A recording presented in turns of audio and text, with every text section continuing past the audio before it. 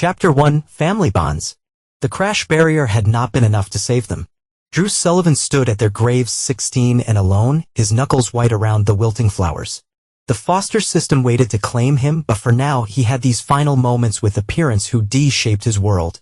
"I'll make you proud," he whispered, placing the flowers between their headstones. "I promise." 10 years later, Drew watched fighters train in his third MMA gym, the sound of gloves hitting pads echoing through the space. He channeled his grief into building something meaningful, a place where others could find strength in their struggles. "Your stance is too wide," Drew called out to a young fighter. "You're leaving yourself open."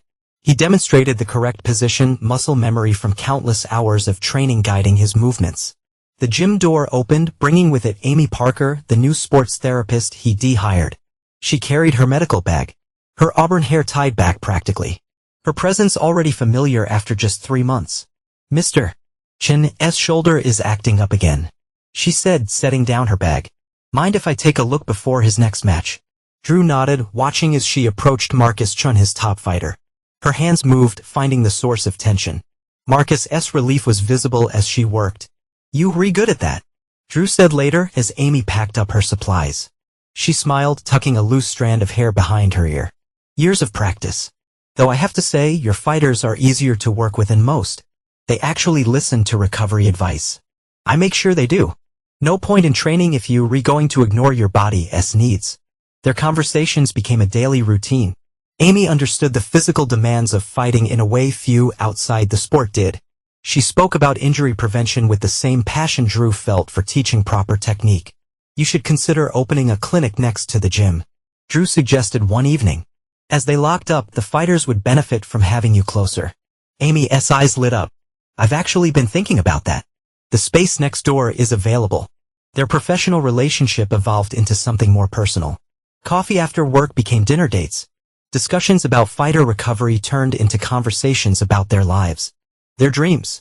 "Tell me about them," Amy said one night over pasta, reaching across the table to touch his hand. "Your parents?" Drew hesitated. He rarely spoke about them, but Amy's gentle presence made it feel safe. "Dad was a high school wrestling coach. Mom taught elementary school.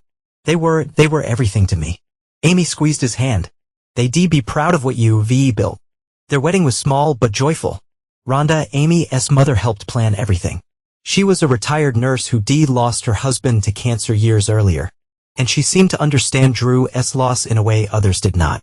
"You're good for my daughter," Rhonda told him during the reception. "I have not seen her this happy in years." When Jack was born, Drew discovered a new kind of love. He held his son for the first time. This tiny being who represented everything he thought he lost: family, belonging, hope. "He has your eyes," Amy said, watching them from her hospital bed. "Poor kid," Drew joked, but his voice cracked with emotion. The years passed in a blur of growth, both personal and professional. Drew's gyms thrived, Amy's clinic prospered, and Jack grew into a curious, energetic boy who loved spending time at the gym. Connor Walsh entered their lives when Jack was 14. He came highly recommended as a physical trainer specializing in sports rehabilitation. His resume was impressive, his references impeccable. "His techniques are revolutionary," Amy said, showing Drew the application. He's worked with Olympic athletes. Drew watched Connor demonstrate his methods. The trainer moved with fluid grace, explaining complex biomechanics in simple terms. His charisma was undeniable. Fighters gravitated toward him, eager to learn. "I'm particularly interested in working with younger athletes," Connor said during his interview. "Catching bad habits early makes all the difference." Jack took to Connor immediately. The trainer had a way of making technical instructions feel like shared secrets, building confidence through careful guidance. "Connor showed me this cool new stretch today," Jack said over dinner one evening. "It's helping with my hip flexibility." Drew noticed Rhonda spending more time at the gym, supposedly to watch Jack train. She and Connor often spoke in quiet tones, their conversation stopping when Drew approached. "Just discussing Jack's progress," Rhonda would say, her smile not quite reaching her eyes. The first signs of trouble were subtle. Equipment moved from its usual places. Training schedules changed without notice. Drew's office door was unlocked one morning when he was certain he'd secured it the night before. Marcus Chin, his star fighter, brought concerns to Drew's attention. "Something's off with the new training programs," he said. "My recovery times are getting longer, not shorter." Drew reviewed the programs but found Amy's signature approving all changes. When he tried to discuss it with her, she became defensive. Connor's methods are proven. She insisted. You read just resistant to change. Jack's transformation was harder to ignore. The boy who once bounded into the gym now slipped in quietly, keeping to the shadows. He flinched when Drew reached to correct his form during training. I'm fine, Dad, Jack would say, pulling away. Connor already showed me how to do it. Drew noticed the bruises during a sparring session. They were not the typical marks from training. These followed a pattern clustered in places that would not show under a t-shirt. It's from the new training program, Jack explained, tugging his sleeve down. Connor says I need to condition my body to take hits. The family dinners that had once been sacred became rare. Amy worked later, citing patient needs. Jack retreated to his room claiming homework. Drew found himself alone more often, watching his family slip away. One evening he overheard Ronta speaking to another gym member. Drew's methods are outdated, she was saying. He pushes too hard. Connor understands modern training better. The comment stung, but it was Jack's response that worried Drew most. His son had been standing nearby, shoulders hunched, eyes down, saying nothing to defend his father. The final weeks of normalcy played out like a slow-motion car crash.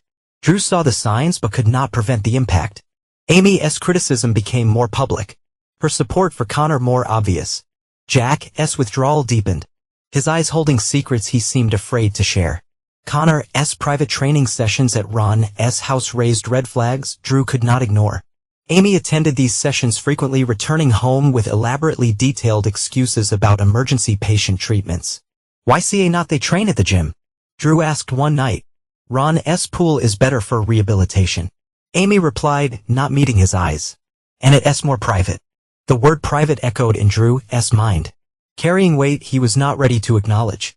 He watched his family fracture, piece by piece, unable to stop the dissolution of everything he rebuilt after losing his parents. The truth waited in the shadows, patient and cruel, ready to shatter what remained of Drew Sullivan's reconstructed world. Chapter 2, Warning Signs. Marcus Jan's voice carried an edge Drew had never heard before. The fighter stood in Drew's office, his usual confidence replaced by uncertain tension. Someone's been in the equipment room, Marcus said, shifting his weight.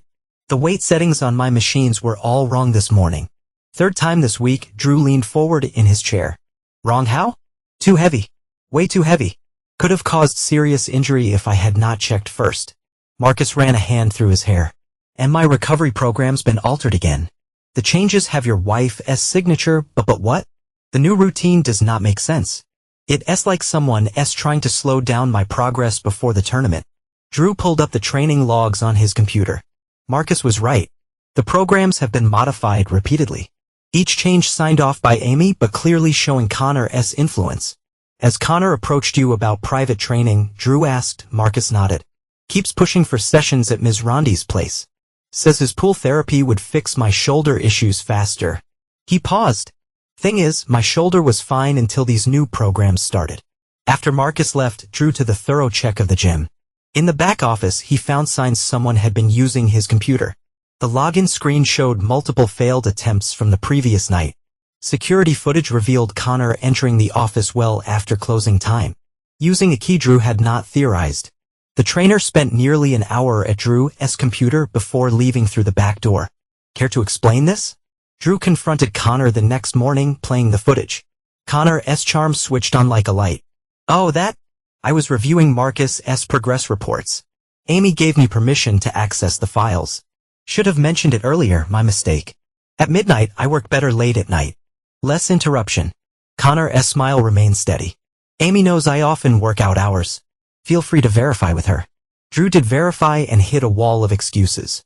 Amy defended Connor's actions, claiming she deauthorized his access for a special rehabilitation project. You becoming paranoid, she said, her voice carrying an unfamiliar coldness. Connor's trying to help our fighters. Why not you see that? The changes in Jack became impossible to ignore. During training sessions, Drew noticed his son maintaining unusual distance from other fighters. The boy who once loved demonstrating techniques now avoided physical contact whenever possible. One afternoon, Drew found Jack alone in the training room practicing forms. His son's movements were different. Harder, more aggressive, yet somehow fearful. Your guard's dropping, Drew said, approaching slowly. Let me show you. Jack jerked away before Drew could touch him. I've got it. He snapped. Connor already fixed my form. Those bruises on your arms. They were not from regular training. Are they? I told you it's part of Connor's conditioning program. Jack would not meet his eyes. He says I need to toughen up. Son of something happening. Nothing happening. Jack's voice cracked. Just leave it alone, Dad. Please. Drew watched his son practically run from the training room.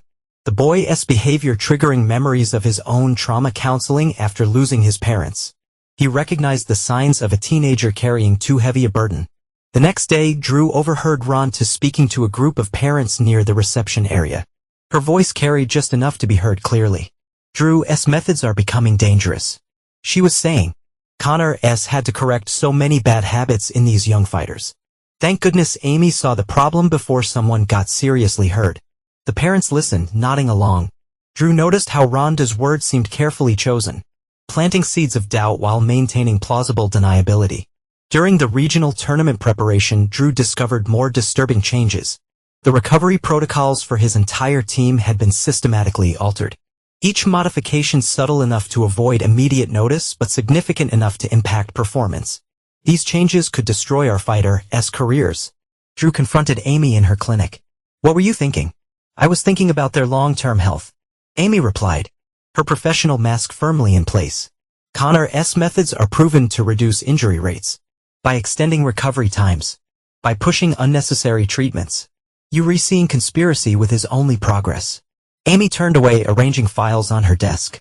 Maybe you just afraid of losing control. The private training sessions at Rhonda's house increased in frequency. Amy's excuses for attending grew more elaborate. Each explanation wrapped in layers of medical terminology and urgent patient needs. Drew drove past Ron's house one evening. Noting Connor's car parked behind the garage, poorly hidden by Ron's SUV. Through the windows, he caught glimpses of movement in the pool area. When Amy returned home hours later, her hair was damp. Emergency hydrotherapy session. She explained, hurrying past him. A patient's recover. I saw Connor's car. Drew interrupted. Amy's expression flickered between surprise and something darker. He's consulting on several cases. It's perfectly professional. Is that why you hiding his car behind Ron's? You reimagining things. Amy's voice turned sharp. This paranoia is not healthy, Drew. Maybe you should talk to someone. The final warning came from an unexpected source. One of the younger fighters, a teenager named Tommy, approached Drew after class. Mr. Sullivan? Tommy's voice was barely above a whisper. About those private sessions at MS. Ron does. What about them? Tommy glanced around nervously. Connor keeps pushing me to join. Says I need special training. But Jack, he told me to stay away. He said. The boy swallowed hard. He said not to trust them. Any of them. Drew's mind raced back through months of subtle changes of growing distance and unexplained injuries. He thought of Jack's withdrawal, of Amy's late nights, of Ron's careful campaign of undermining. The pieces were there, forming a picture he'd been afraid to see. His family was not just changing. It was being systematically dismantled by people he trusted to help build it. The warning signs had been flashing red for months. Now, as Drew S. Sullivan stood in his empty office reviewing security footage of Connor's late-night activities, he realized he'd been watching his world crumble in slow motion. The truth waited just around the corner, ready to destroy what remained of his rebuilt life.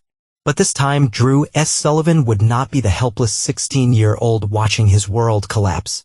This time, he'd fight back. Chapter 3, Breaking Point. Victory should have tasted sweeter. Drew's team had dominated the championship, their performance a testament to years of dedicated training. Instead of celebrating with the others, he found himself driving home early from the week-long training camp. Jack silent beside him in the passenger seat. You fought well today, Drew said, trying to bridge the growing gap between them. Jack stared out the window, his reflection showing dark circles under his eyes. Can we just go home? I'm tired. The house appeared normal as they pulled into the driveway, but something felt off. Drew noticed fresh tire marks in the gravel. Marks that should not have been there if Amy was at the medical conference she'd mentioned. I'm going to check my training room, Jack said, heading for the stairs as soon as they entered. Drew followed a step behind when Jack's sharp intake of breath stopped him. The training room. Jack's sanctuary since childhood was empty. The equipment, the mats, the training dummies all gone. Mom said she was going to redesign it. Jack's voice shook. But I did not think heavy footsteps on the stairs announced Rhonda's arrival. She stood in the doorway, a smile playing at her lips that made Drew's skin crawl. "Oh, you home early," she said, her tone carrying false surprise. "Amy's just finishing up some arrangements." "Arrangements?" Drew turned slowly. "For what?" "The equipment sale, of course." Amy appeared behind her mother, Connor half hidden in her shadow. "We discussed this. The room needs updating." "Now we did not discuss this." Drew stepped forward, positioning himself between Jack and the others. "We never discussed selling my son's equipment." Connor cleared his throat. "Amy mentioned Jack's been focusing more on therapeutic training lately. The old equipment was not really suitable." "Shut up." Drew's voice cut through the room. "Jack, go to your room." "But Dad, now son." "Please." Jack hesitated, then slipped past the adults. His shoulders hunched. Drew noticed how he curved away from Connor, maintaining maximum distance. "You frightening the boy." Ron just said her concerned grandmother act wearing thin. "This aggressive behavior." "Stop." Drew held up a hand. "Just stop. The act is not working anymore." Amy stepped forward, her professional mask firmly in place. "Drew, you're obviously stressed. Connor and I have been talking and we think about you have been talking." Drew's laugh held no humor. "Like all those emergency patient consultations at your mother's house." Color drained from Amy's face. Connor moved slightly, positioning himself between them. The trainer's usual charm had vanished, replaced by something colder. "You should listen to your wife," Connor said softly. "These outbursts are not healthy. Neither is abusing my son." The words hung in the air like smoke. "Ron, to recover first." Her gasped theatrical. "How dare you?" Ron's voice rose sharply. "After everything we've done for this family. Everything you've done." Drew's control slipped. "Like helping Connor access my son. Like covering up what's been happening in your house." Amy stepped between them. "You're not thinking clearly. Connor's been helping Jack improve." "Improve?" Drew pulled out his phone, bringing up photos he'd secretly taken during training. "These bruises are improvement." The flinching, the fear. Connor's composure cracked slightly. "Training injuries happen. You know that better than anyone." "Drew, not like this." Drew advanced on Connor. "Not in patterns. Not hidden under clothes." Jack's footsteps on the stairs interrupted the confrontation. He stood halfway down, gripping the railing, his face pale. "Tell them, Jack." Ron to command it. "Tell your father about your training progress." Jack's eyes met Drew's and something broke. "I see not." He whispered. "I see not lie anymore." The room froze. Amy turned to her son, her expression shifting between confusion and fear. "Jack, honey, what are you talking about?" "Show them," Drew said gently. "Show them what Connor's training really looks like." Jack's hands shook as he pulled up his sleeve. The bruises there were not random training marks. They formed distinct patterns. Finger-shaped marks that no legitimate training would cause. "Those are Amy's," voice faltered. "From what I did not follow instructions." Jack said, his voice growing stronger. "When I threatened to tell Dad what was happening during private sessions." Ron to move toward Jack, her hand outstretched. "Sweetheart, you confused. Connor would never." "Do not touch him." Drew's voice could have cut steel. "Do not you dare touch my son." Connor's charm vanished entirely, replaced by something cold and calculating. "Interesting story, Jack. But who do you think they believe? A troubled teenager or a respected trainer?" "They believe the videos," Jack replied, pulling out his phone. "The ones I've been recording. Every session threat. Tommy made me keep quiet." The color drained from Connor's face. Ron to grab the stair railing for support. Amy stood frozen, looking between her son and her lover. "You said," she turned to Connor. "You told me the private sessions were about specialized training." "They were," Connor sneered, training him to keep his mouth shut. Drew moved faster than anyone expected, but Jack's voice stopped him before he reached Connor. "Dad, wait, there's more." Jack descended the stairs fully. "Show them a text, Dad. Show them what Grandma Ronta said she'd do if I told." Drew pulled up the message thread Jack had forwarded him. Rhonda's threats were explicit. She would claim Drew was the abuser if Jack spoke up, using her position as a concerned grandmother to destroy his father's reputation. "You threatened my son." Drew's voice was deadly quiet. "Your own grandson?" "I was protecting him." Ronta snapped. "Connor's methods may be strict, but they were necessary. Drew's training would have ruined him." "Like you ruined those other kids?" Jack asked. The ones from Connor's old gyms? Connor moved suddenly, heading for the door. But Drew was faster. He blocked the exit. His fighter's stance automatic. The police are already on their way. Drew said calmly. Anonymous tip about suspected abuse at a local gym. They were very interested in Connor's employment history. Amy sank onto the stairs, her professional facade crumbling. The recovery programs, she whispered. The delayed healing times? You thought what? Drew's attention snapped to his wife. That sabotaging fighters' recoveries was justified. That pushing them toward Connor's special training was helping. I did not know. Amy protested weakly. I did not understand. Yes, you did. Jack's voice was firm. You saw the bruises. You heard the excuses. You chose not to understand. Sirens wailed in the distance, growing closer. Connor's composure shattered completely. This is your fault. He snarled at Jack. I should have shut you up permanently when I had the chance. The confession hung in the air as police cars pulled into the driveway. Drew kept his position, blocking the door, watching his son stand straighter, stronger. Finally free of the secret he'd been forced to carry. The truth had broken them, but as Drew watched the police lead Connor away, he realized it had also set them free. His family lay in ruins around him, trust shattered like glass, but his son was safe. The rest could wait. The first act of their story ended there. In a house empty of everything but truth, with a father and son standing together against those who tried to tear them apart. The deception was over, but its echoes would ripple through their lives forever. Chapter 4. First Blood. Tony Martinez's guest house offered Jack something he had not felt in months: safety. The former Special Forces medic watched from his kitchen window as Drew helped his son unpack, noting the careful way the boy moved, cataloging signs of abuse with practiced eyes. Let me take a look at those injuries, Tony said when Drew brought Jack inside. I've got experience documenting this kind of thing. Jack hesitated, glancing at his father. Drew nodded encouragingly. Tony served as a combat medic. He knows what he's doing. The examination was Tony's hands gentle as he photographed each bruise, each mark. These are not training injuries, he muttered, focusing his camera on distinct finger-shaped marks. And there are different stages of healing. Connor said it was part of conditioning. Jack's voice was barely audible. He said all serious fighters went through it. Tony's jaw tightened. I've treated fighters for 20 years. This is not training. It's abuse. Drew paced the small living room, his phone buzzing constantly with messages from Amy and Rhonda. We need to find out if there were others, he said. Connor's worked at other gyms. I can help with that. Tony put down his camera. Still have contacts and security. Give me a few days to make the investigation, revealed a pattern that made Drew's stomach turn. Connor Walsh, or variations of that name, appeared at successful gyms across 3 states. The method was always the same. Charm his way into a position. Identify vulnerable athletes and use his authority to abuse them. He targeted single mothers. Tony reported spreading documents across his dining table. Or families going through difficulties. Use this position to get close to the kids. Then pursued relationships with the mothers. Drew studied the papers, recognizing the tactics. Like Amy's clinic, he used it to access young athletes. Then used her authority to cover his tracks. There's more. Tony pulled out several statements he gathered. Other victims are willing to talk. They've been waiting for someone to believe them. The statements painted a horrifying Connor's specialized training left trails of broken athletes and fractured families. He perfected the art of hiding abuse behind legitimate training injuries, using his charm to deflect suspicion.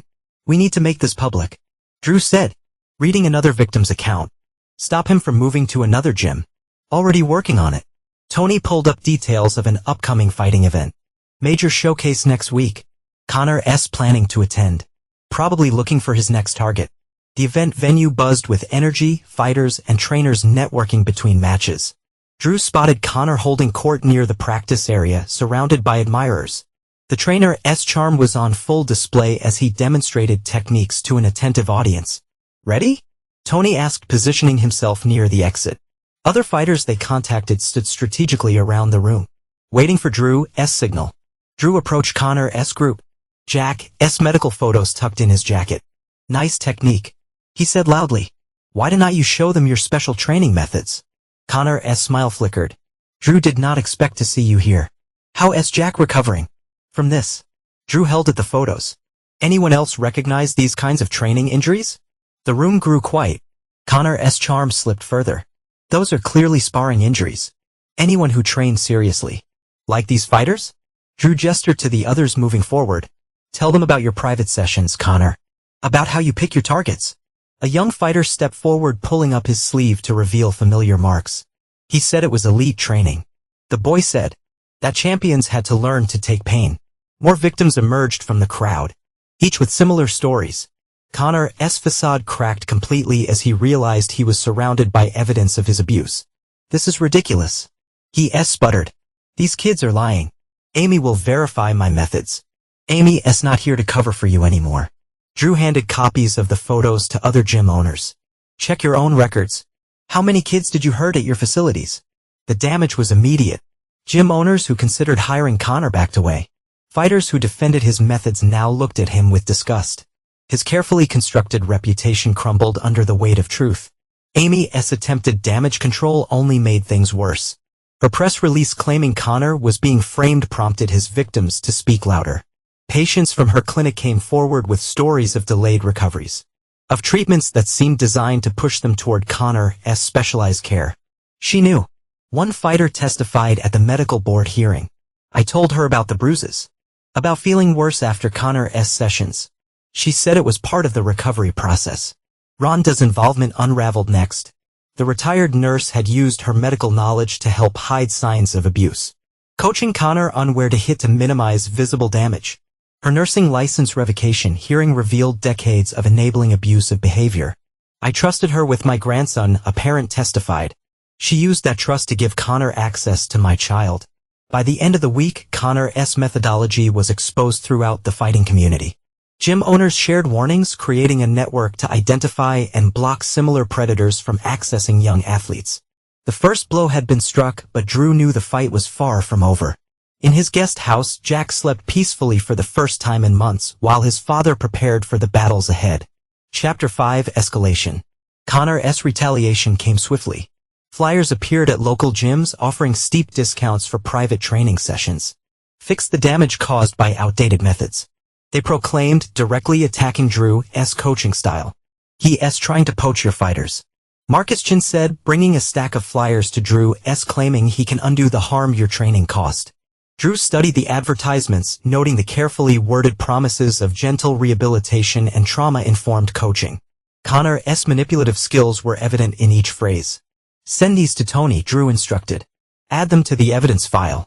The fighter's response surprised everyone. Led by Marcus, they organized a complete boycott of any facility associated with Connor. Athlete who trained with Drew shared stories of how his methods had actually protected them from predators. He taught us the question techniques that did not feel right.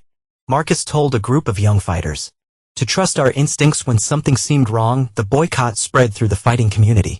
Gyms that had considered hiring Connor found themselves facing empty classes and canceled memberships. His attempts to start fresh met solid resistance at each turn. Amy's custody battle proved equally futile. Her lawyers presented Jack's training injuries as evidence of Drew's excessive methods, but the strategy backfired spectacularly. Tell us about your training with Connor Walsh. Amy's lawyer prompted during Jack's testimony. Jack sat straight in the witness chair as voice steady. He hurt me, used legitimate training as cover to abuse me, and my mother knew. Objection. Amy's lawyer called out. Speculation about what his mother knew. I told her. Jack continued, pulling out his phone. I showed her the bruises.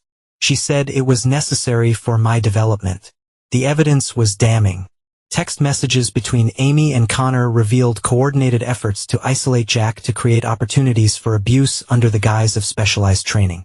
Did your father know about these training sessions? The judge asked. No, Your Honor. Mom and Grandma Rhonda made sure he did not find out. They said they'd accuse him of abuse if I told him the truth.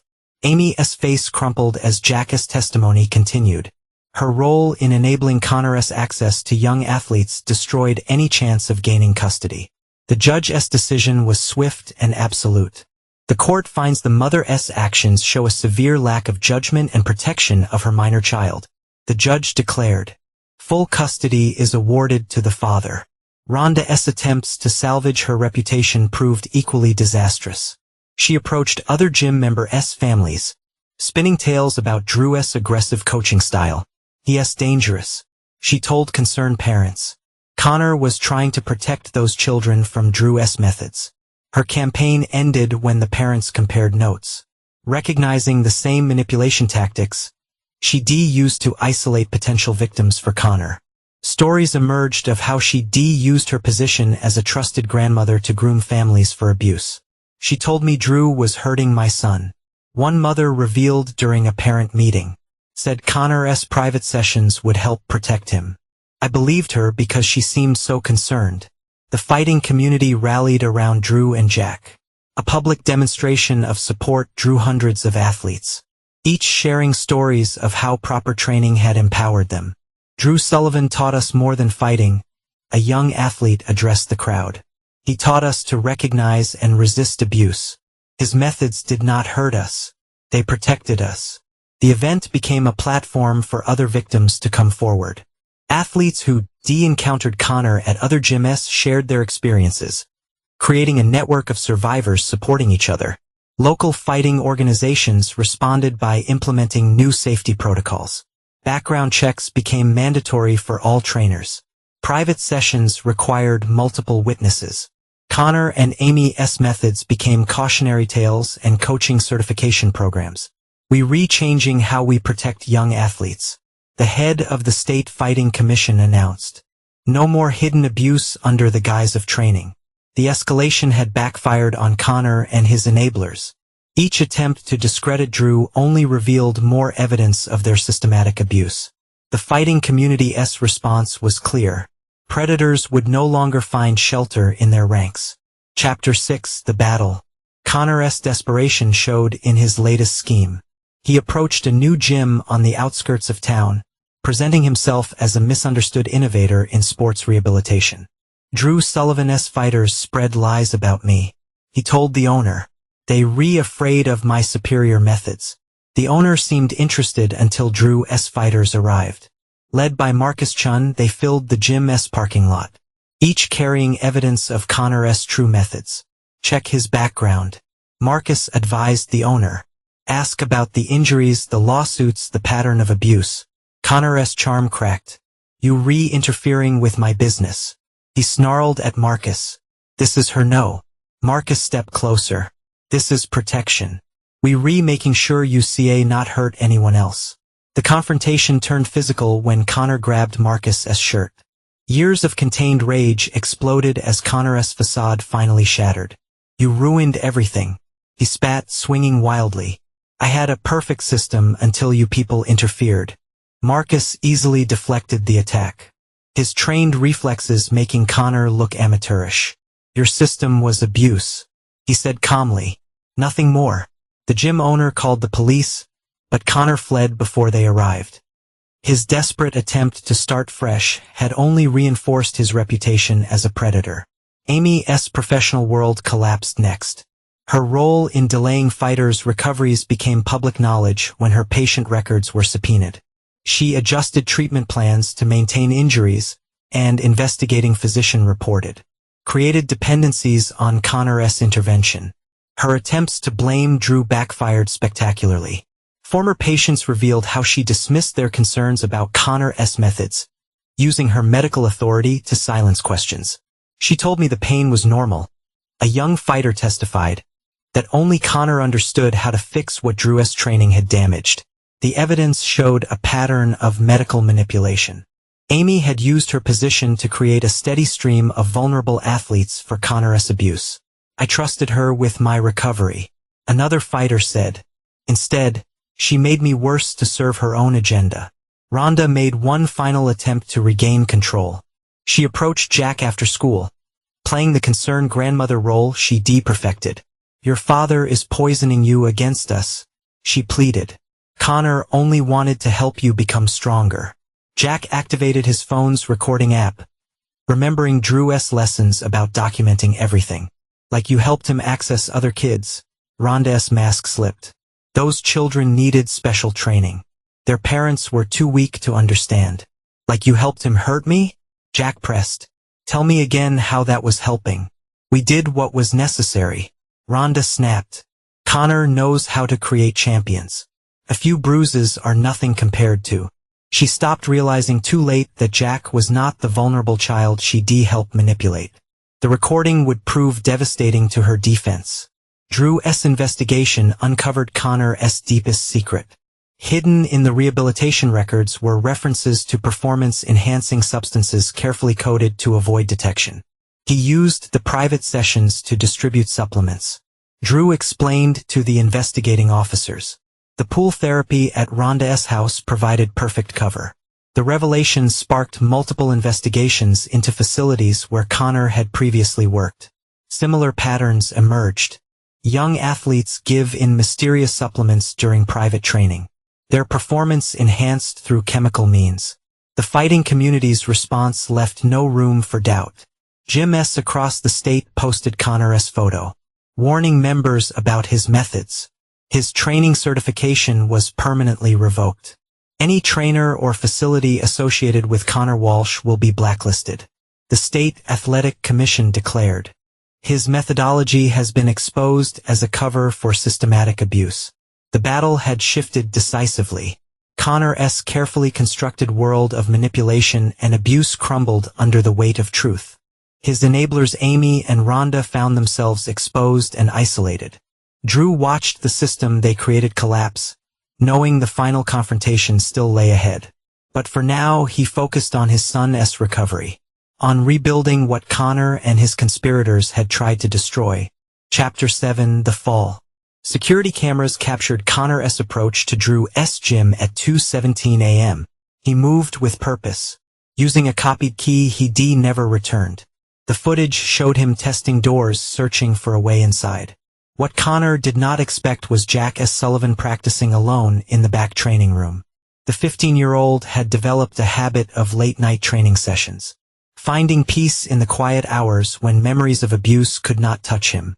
The security feed showed Connor freezing at the side of Jack, his expression shifting from surprise to rage. Here was the boy who ruined everything. His reputation, his career, his perfect system of manipulation. You should not be here alone. Connor's voice carried through the empty gym. Dangerous things happen at night. Jack maintained his fighting stance, positioned near the emergency exit. Drew had drilled escape routes into him since the truth came out. The cameras are recording, he said firmly. Leave now, cameras can malfunction. Connor moved closer, blocking the main exit. Files can be corrupted and accidents happen all the time in training. This is not training. Jack's voice remained steady. This is breaking and entering. More evidence for the police. Connor lunged forward, abandoning pretense. You ruined everything, he snarled, swinging wildly. Your father's lies destroyed my life. Years of Drew's legitimate training took over. Jack slipped the punch, maintaining distance, letting Connor's rage work against him. Each attack was met with proper technique. Each grab deflected with practice skill. Stand still. You little. Connor's frustration mounted as Jack evaded another attack. Take your punishment like a man. Real men do not abuse children. Jack replied, his phone already dialing 911 in his pocket. They do not hide behind fake training programs. Connor's next rush drove Jack back, but the boy rolled with a momentum, using Connor's weight against him. The larger man crashed in a training equipment, his veneer of professionalism completely shattered. You nothing. Connor spat, struggling to his feet. A spoiled brat who could not handle real training. I made champions before you were born. You made victims. Jack corrected, maintaining his defensive stance. But not anymore. Police sirens wailed in the distance. Connor's expression shifted from rage to panic as he realized the situation. He grabbed a training weight, desperation overriding reason. If I'm going down, he growled, I'm taking you with me. The attack was clumsy, telegraphed. Jack sidestepped smoothly, years of proper training evident in his movement. Connor's momentum carried him forward, off balance and vulnerable. A precise counterstrike, just as Drew had taught him. Connor sprawling. The weight clattered away as police officers burst through the door, weapons drawn. Hands where we can see them, an officer commanded. Both of you on the ground. Jack complied immediately, following protocols Drew had discussed with him. Connor tried to resist, earning himself a forceful takedown. The evidence was irrefutable. Security footage showed Connor's break-in. His attack attempt is use of a weapon against a minor. Jack's calm cooperation contrasted sharply with Connor's unhinged behavior. News of Connor's arrest spread rapidly through the fighting community. Within days, 3 more victims came forward, each sharing similar stories of abuse spanning multiple states. He went by different names. One detective reported spreading mugshots across his desk. Connor Walsh, Colin Waters, Craig Wilson, same man, same pattern of abuse. The investigation revealed Connor had fled similar charges before, changing identities and moving to new cities. His careful system of manipulation had helped him evade justice until now. Amy's involvement unraveled next. Police found text messages coordinating Connor's access to young athletes, arranging private sessions when Drew would be away. Need you to handle Jack's training tomorrow. One message read, Drew's at a tournament. No interruptions this time. The evidence painted a clear picture of Amy's role. She had not just enabled Connor's abuse. She actively facilitated, using her position as a mother and medical professional to provide him access to victims. Rhonda's desperate attempts to destroy evidence backfired spectacularly. Other gym members' parents came forward with years of saved communications showing how she helped isolate potential victims. She told us which children were troubled. One parent testified, said Connor's special training would help them. We trusted her because she was a grandmother, a retired nurse. The case expanded as investigators uncovered more victims, more evidence, more patterns of abuse. Connor's house of cards collapsed completely, taking Amy and Rhonda down with him. Drew watched the arrest footage with Jack, his arm around his son's shoulders. You did good, he said softly. Real good. Jack leaned into his father's embrace, finally allowing himself to feel safe. I remembered what you taught me, he replied. About trusting my training. The first phase of justice had begun. Connor sat in a holding cell as crimes exposed, his victims finally free to speak. The fall had been spectacular, but the real reckoning was still to come. Chapter 8, Justice. The courthouse buzzed with tension as Connor's trial began. Media crews crowded the steps, their cameras capturing the arrival of key players in what had become a sensational case. Connor entered in handcuffs, his usual charm replaced by barely contained rage. His attorney had attempted to craft an image of a misunderstood training innovator, but the evidence told a different story. The state will prove that Connor Wall systematically abused his position of authority, the prosecutor addressed the jury. He used legitimate athletic training as a cover to access and harmed young athletes. The charges were extensive attempted physical attack, endangerment, previous abuse cases, illegal distribution of performance and answers. Each count supported by evidence. Each victim ready to testify. Amy's testimony came early, an attempt to minimize her own involvement. She sat stiffly in the witness box, avoiding eye contact with Drew and Jack. I did not know the extent she claimed her professional mask cracking. Connor said his methods were innovative. I trusted his expertise. The prosecutor's questions stripped away her excuses. Did you or did you not arrange private training sessions specifically when your husband would be absent? Yes, but did you alter medical records to hide signs of abuse? Amy's composure crumbled. Connor said it was necessary, that the boys needed to learn discipline. Did you report any injuries to authorities? No, even after your own son showed you his bruises? Amy's silence spoke volumes. The jury watched as a careful narrative fell apart under questioning. Rhonda's defense strategy, claiming manipulation by Connor, collapsed when other grandmothers testified. They described how she recruited them to help isolate potential victims using their trusted positions in the community. She taught us what to look for, one grandmother testified, which boys came from troubled homes, which mothers might be vulnerable. She called it protecting them, but she was really marking them for Connor. The prosecution presented years of evidence. Altered medical records, coordinated training schedules, systematic isolation of victims. Connor's methodology was exposed as a calculated system of abuse. Jack's testimony came near the trial's end. He walked to the witness stand with quiet confidence, meeting Connor's glare without flinching. Tell us about the training sessions, the prosecutor prompted. Jack's voice carried clearly through the courtroom. Connor used legitimate training as cover. He hurt us during private sessions, then blamed the injuries on regular sparring. Did you report these injuries? I tried telling my mother. Jack glanced at Amy, who looked away. She said it was part of becoming stronger. When I threatened to tell my father, Grandma Rhonda said they'd accuse him of abuse instead. The jury leaned forward as Jack described the escalating violence.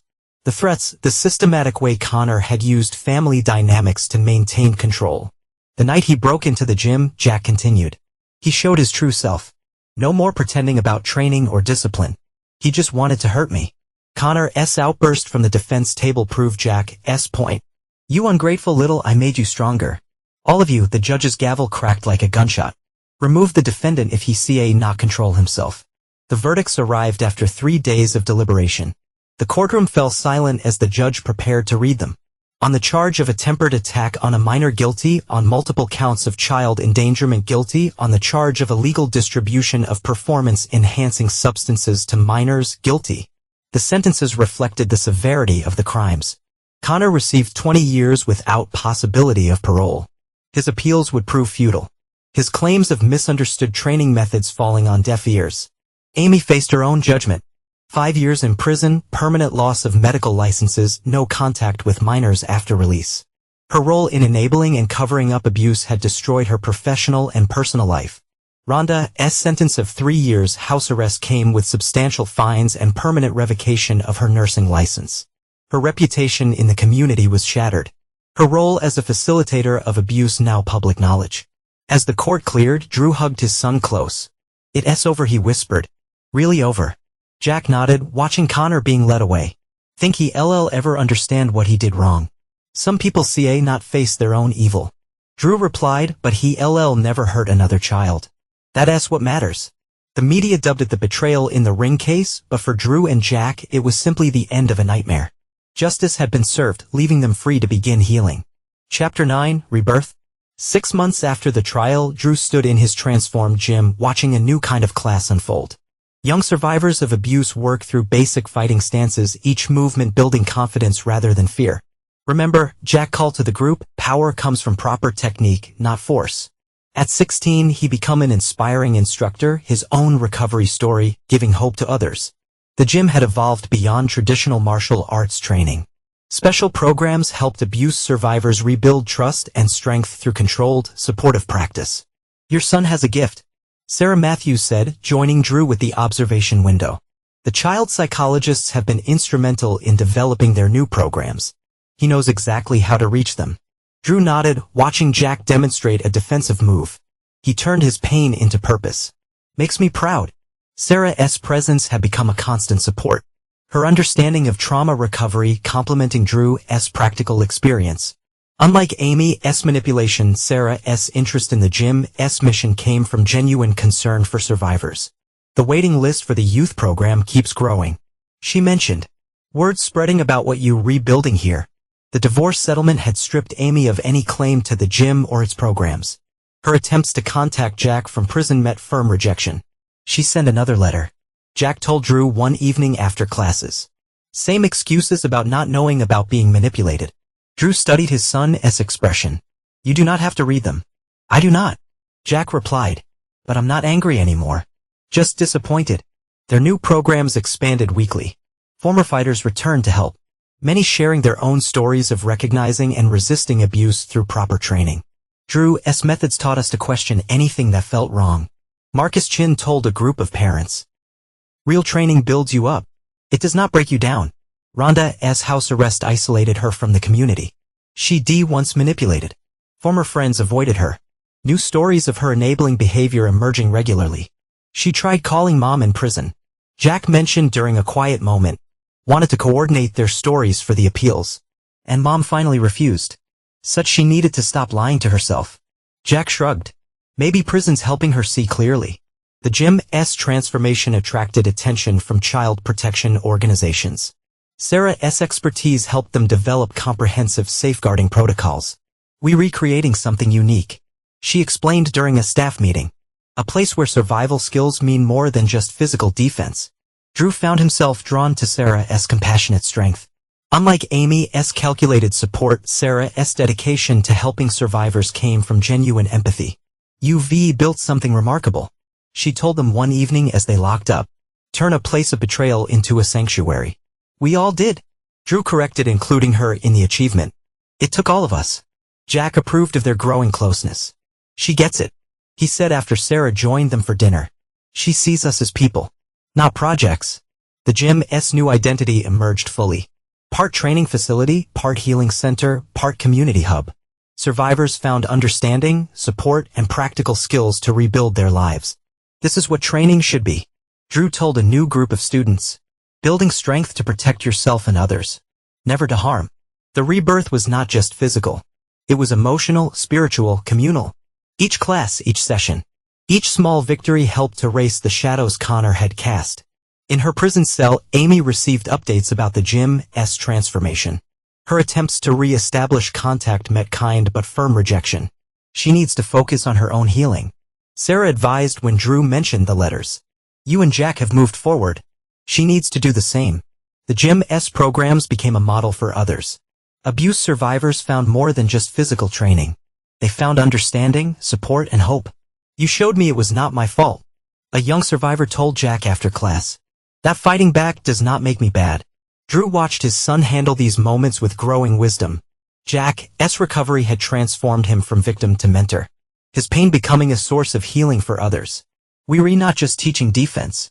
Jack explained to a new group. We relearning to trust ourselves again, to believe in our own strength. The rebirth continued, growing stronger each day. What Connor had tried to destroy had instead become something powerful, a force for healing, for protection, for positive change. Drew, Jack, and Sarah stood in the transformed gym, watching another successful class end. The space that had once housed betrayal now rang with laughter, determination, and hope. Ready for tomorrow? Drew asked his son. Jack nodded. His confidence real and earned. Always ready. We got work to do. The rebirth was complete, but their story was not over. It was just beginning in a new, more powerful way. Chapter 10, Legacy. 5 years passed, transforming Drew and Jack's initial programs into a nationwide model for athletic training safety. Their gym became a blueprint for organizations seeking to protect young athletes from abuse. The Sullivan Protocol, as it became known in sporting circles, provided comprehensive guidelines for identifying and preventing predatory behavior in athletic programs. It's not just about physical training anymore, Jack explained to a conference of sports administrators. His psychology degree from State University hung on his office wall, complementing his practical experience. We reteaching people to recognize patterns, trust their instincts, and protect themselves and others. Drew watched his son address the crowd with pride. At 21, Jack combined his fighting experience with formal education, creating programs specifically designed for abuse survivors. Your father must be proud, a colleague commented after Jack's presentation. We proud of each other. Jack replied, spotting Drew and the audience. We built this together. Their expansion to 3 facilities focused on rehabilitation marked a new chapter. Each location combined physical training with psychological support, creating safe spaces for survivors to rebuild their strength. Sarah, now Drew's wife of 2 years, integrated professional counseling services into their programs. Her marriage to Drew had given Jack something he'd lost, a mother figure who genuinely supported his growth and ambitions. The difference, Jack told a group of young survivors, is that Sarah sees us as whole people, not projects to fix or control. Their home became a gathering place for survivors sharing stories of recovery. Weekend barbecues filled their backyard with laughter and hope, replacing memories of betrayal with new bonds of trust. Remember when this place felt emptied? Sarah asked Drew one evening, watching Jack demonstrate techniques to a young guest. Now it's full of life. News about Amy's release from prison reached them through official channels. Her attempts to rebuild her life in Arizona failed when background checks revealed her role in enabling abuse. She applied for a physical therapy license, Jack mentioned, reading the notification. They rejected her based on her conviction. Drew studied his son's expression. How do you feel about that? Relieved, Jack admitted. Some people should not work with vulnerable patients. Connor's appeals failed consistently. His behavior in maximum security earned him additional restrictions after multiple confrontations with other inmates. He still claims he was helping us, a former victim shared during a support group session, but watching him lose everything that helped me heal, the fighting community embraced the changes Drew and Jack championed. Their story became a cautionary tale in coaching certification programs. Their protocols standard practice in reputable gyms. Sullivan's Law, one instructor explained to new trainers. If you would not want to film and show any court, do not do it in training. Jack's graduation with a sports psychology degree marked another milestone. His thesis on preventing abuse in athletic programs drew attention from major sports organizations. "We're not just fighting abuse," he told reporters after the ceremony. "We're changing the culture that allows it to happen." Their third facility opened with a focus on youth rehabilitation. The program combined Jack's psychological training with Drew's practical experience, creating a comprehensive approach to recovery. "Look at this," Drew said, showing Jack the enrollment numbers. 5 years ago, these kids would have had nowhere to turn. Sarah's influence shaped their family dynamics, showing Jack how healthy maternal support should feel. Their home rang with discussions about psychology, training methods, and ways to help others heal. "You've given me more than a stepmother," Jack told Sarah during a quiet moment. "You've shown me what real family support looks like." Professional organizations adopted their methods nationwide. The Sullivan Standards became benchmarks for athletic programs' safety. Their story inspiring others to prioritize protection over performance. "It's not about winning medals," Drew explained to a sports commission. "It's about building stronger, safer athletes." Amy's final attempt to contact Jack came through a letter forwarded by her lawyer. Unlike her previous messages, this one contains something new, an admission of guilt without excuses. She finally acknowledged what she did. Jack told Drew and Sarah over dinner. Not asking forgiveness, just accepting responsibility. The letter went unanswered, but its impact showed in Jack's increased focus on helping other survivors connect with their own strength. Connor's 20 years sent in stretch ahead of him. His appeals exhausted. His victims finding peace in his permanent removal from society. He not hurt anyone else, Jack assured a young survivor. And neither can people like him if we stay vigilant. Their legacy grew beyond exposure of abuse. They created a model for transformation, showing how pain could become purpose, betrayal could lead to protection. "We did not just survive," Drew told a graduation class of young fighters. "We changed the game, made it safer for everyone." The fighting community remembered their story not as a tragedy but as a turning point. Drew and Jack Sullivan had faced betrayal and emerged stronger, transforming a narrative of abuse into one of healing and protection. Their revenge had not come through destruction but through creation. They built something stronger from the ruins of trust, a legacy of protection, healing, and hope that would outlast any single victory in the ring. "Ready for tomorrow?" Drew asked Jack as they locked up their newest facility. Jack smiled, his confidence now a quiet strength. "Always ready, Dad. We still got work to do." The legacy they built would continue growing, touching more lives, protecting more athletes. Their story had become more than exposure of one predator. It had become a blueprint for change, a testament to the power of turning pain into purpose, betrayal into protection. In the end, their greatest victory was not in the fall of Connor Walsh or the exposure of his enablers. It was in the lives they helped rebuild, the safety they created, and the hope they restored to countless survivors who followed their path from darkness into light. Epilogue. A decade later, the Sullivan Institute for Athletic Safety sprawled across what had once been Drew's original gym. 10 years after Connor Walsh's conviction, the modest training facility had evolved into a comprehensive center for athlete protection and survivor support. Jack Sullivan, now 30, stood before a packed auditorium during the Institute's annual conference on athletic safety. His credentials as both a survivor and a sports psychologist lent weight to his words. "A decade ago, we thought we were just exposing one predator," Jack addressed the audience. "We did not realize we were starting a revolution in athletic training safety." The Institute had expanded to 12 locations across the country. Each facility combined physical training with psychological support, creating safe spaces for athletes to develop their skills without fear. Drew, his hair now streaked with gray, sat in the front row beside Sarah. Their marriage had strengthened over the years, their combined expertise in physical training and psychology shaping the Institute's approach. Our father-son story resonated with people, Jack continued, gesturing to Drew. But it's the thousands of other stories that drove real change. Each survivor who spoke up, each family who chose protection over silence, each trainer who implemented safer practices. The Sullivan Protocol had become standard practice in athletic organizations nationwide. Their methods for identifying and preventing abuse were taught in coaching certification programs, their case studies used in sports management. Marcus Chun, now a senior instructor at the Institute, led their trainer certification program. His experience with Connor's manipulation had made him particularly effective at teaching others to recognize warning signs. "We do not just train fighters anymore," Marcus told his certification classes. "We train protectors. Each certified trainer becomes another line of defense against abuse in sports.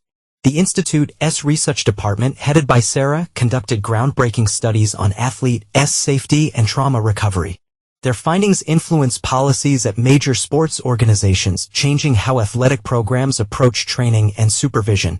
The physical and psychological aspects of training cannot be separated. Sarah explained during her presentation. Our integrated approach addresses both, creating stronger, more resilient athletes. Drew's role had evolved from gym owner to executive director, overseeing the Institute's expansion while maintaining its core mission. His office walls displayed photos of successful graduates, survivors who become trainers, counselors, and advocates. Each picture represents a victory. Drew told visitors, not just over abuse but over the fear that tries to keep survivors silent. Tony Martinez, the former Special Forces medic who helped document Jack's injuries, served as the Institute's security director. His protocols for protecting young athletes became models for other organizations. We're not just teaching defense. Tony explained to new staff. We're recreating environments where defense is not necessary. Prevention is our primary mission. The Institute's impact reached beyond athletics. Their methods for recognizing and preventing abuse were adapted by schools, youth organizations, and other institutions working with young people. Jack's private practice specialized in athlete trauma recovery, combining his personal experience with professional training. His waiting room often held both current athletes and adult survivors seeking to heal old wounds. Understanding comes from both sides, Jack told his colleagues. My experience as a survivor informs my professional practice, and my training helps me process my own history. The Institute's annual Survivor Retreat brought together people from across the country. The event combined physical training with emotional support, creating a community of healing and strength. This is where real change happens. Drew observed, watching participants share stories around evening campfires. When survivors realize they're not alone, that their experiences can help others. Sarah's counseling program had expanded to include family support services. She understood that abuse affected entire families, not just direct victims. Healing happens in layers. She explained during family therapy sessions. Each person processes trauma differently, but recovery is stronger when families heal together. The Institute's Legal Advocacy Division, established 5 years after Connor's conviction, helped survivors navigate the justice system. Their work had contributed to stronger laws protecting athletes from abuse. Laws change when stories are told. The legal director explained. Each case we handle helps build better protections for future athletes. Connor Walsh remained in maximum security. His appeals exhausted. His attempts to publish a book defending his training methods were rejected by publishers. His name is synonymous with athletic abuse. Amy, released after serving her full sentence, lived in a small apartment in Arizona. Her medical licenses permanently revoked. She worked as a data entry clerk. Her attempts to rebuild a professional career consistently floored by her conviction. She sends birthday cards sometimes. Jack mentioned during a family dinner. I returned them unopened. Some bridges not be rebuilt. Rhonda, now in her 70s, lived alone in a retirement community. Her role in enabling abuse had isolated her from former friends and family. She spent her days writing unanswered letters to Amy, trying to understand where they'd gone wrong. The Institute's youth programs flourished under Jack's guidance. Young athletes learn more than just physical skills. They develop confidence, boundaries, and the ability to recognize and resist manipulation. We're rebuilding more than athletes, Jack told parents during orientation. We're developing strong, confident individuals who understand their worth beyond their physical abilities. Drew and Sarah's home remain a gathering place for survivors and advocates. Their weekend cookouts have become legendary in the recovery community, offering informal support and connection. This is what healing looks like. Sarah often said, watching people share stories and laughter. Community, understanding, and a freedom to be yourself without fear. The Institute's research partnerships with universities expanded knowledge about athletic trauma and recovery. Their findings influence training methods worldwide, creating safer spaces for athletes at all levels. Data drives change. Sarah explained during research presentations. When we understand how abuse happens, we can better prevent it. Marcus Chin's fighter protection program became a model for professional sports organizations. His methods for creating safe training environments were adopted by major leagues and amateur programs alike. Real strength comes from proper training. Marcus told his students, anyone who tells you different is selling something dangerous. Tony's security protocols evolved with technology. The Institute utilized advanced monitoring systems and strict access controls, creating multiple layers of protection for athletes. Security is not just cameras and locks, Tony explained. It's creating a culture where safety is everyone's responsibility. The Institute's international outreach program shared their methods with athletic organizations worldwide. Their protocols were translated into multiple languages, their impact reaching across cultural boundaries. Abuse does not respect borders, Drew told international delegates. Neither ship protection. Jack's book about survivor recovery became a standard text in sports psychology programs. His honest account of abuse, recovery, and transformation resonated with readers worldwide. Writing it was part of my healing, Jack explained at book signings. Sharing it became part of my purpose. The Institute's certification program expanded to include mental health professionals specializing in athlete trauma. Their integrated approach to physical and psychological well-being set new standards in sports therapy. We retraining the next generation of protectors. Sarah told certification candidates, your role goes beyond physical training or counseling. You're part of a larger mission. Drew's leadership style emphasized collaboration between different aspects of athlete protection. Physical trainers worked closely with counselors. Security staff coordinated with legal advocates. Researchers shared findings with program developers. No single approach can prevent abuse, Drew explained. Protection requires multiple perspectives working together. The Institute's success spawns similar programs nationwide. Other organizations adopted their methods, creating a network of safe training facilities across the country. Our model works because it's comprehensive, Jack told organizations studying their approach. Physical, psychological, and systemic protection working together. The Sullivan family's personal healing continued, strengthening their professional mission. Drew and Sarah's marriage modeled healthy relationships for survivors, while Jack's journey from victim to advocate inspired others to speak out. Family is not just blood, Drew reflected during a quiet moment. It's people who protect each other, who support healing and growth. The Institute's legacy grew beyond its founder's original vision. What began as a response to one predator had become a movement, changing how athletics approach training, safety, and athlete well-being. 10 years ago, we were just trying to stop one abuser, Jack told the conference audience. Today, we're preventing abuse before it starts. Tomorrow, we'll make athletic spaces so safe that predators see not find footholds. Drew watched his son from the audience, pride mixing with gratitude. They transformed their pain into purpose, their betrayal into protection, their trauma into triumph. Ready for another decade? Sarah asked, squeezing Drew's hand. Drew nodded, watching Jack field questions from the audience. Always ready. The work continues. The Institute stood as testament to their journey, not just of survival but of transformation. They created something powerful from the ruins of trust, building a legacy that would protect athletes for generations to come. In the end, their story was not just about exposing abuse or achieving justice. It was about the power of turning pain into purpose, about creating light from darkness, about building something stronger than the forces that tried to break them. The Sullivan Institute remained a beacon of hope, a promise that abuse could be prevented, that survivors could heal, that strength could come from protection rather than power. Their work continued. Their mission expanded, their impact growing with each life they touched. As the conference concluded, Drew, Sarah, and Jack stood together, watching the next generation of protectors file out of the auditorium. Their family had grown beyond blood ties, encompassing all who shared their mission of safety and healing. The story continues, Jack said softly. Drew nodded, understanding that their legacy would live on through the countless lives they helped protect and heal, and we'll keep writing it one day at a time.